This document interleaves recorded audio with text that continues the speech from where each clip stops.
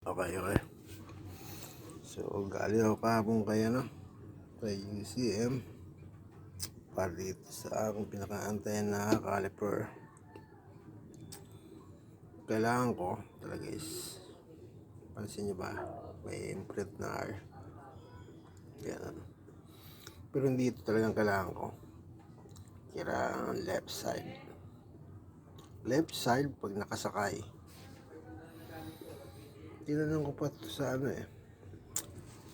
nag-assist ka sa akin kahapon. Pero sa ngayon, hindi po pa siya naisasalang.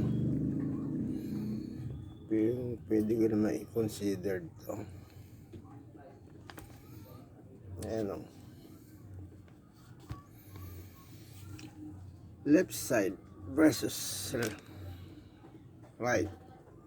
Meaning, hindi mo talaga mapapansin ang nito, kung bakit talaga dapat left side kasi baliktad dito nagkakatalaw.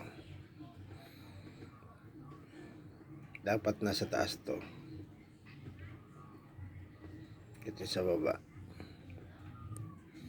Pag left side, since ito right side to, yan ang position niya. Hindi itong kailangan ko.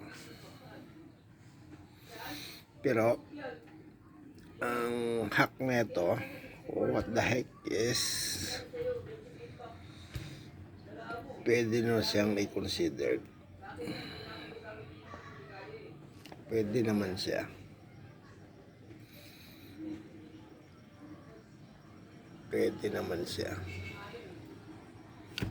Kasi dito yan magkakatalo sa base. Kung ano mangyayari.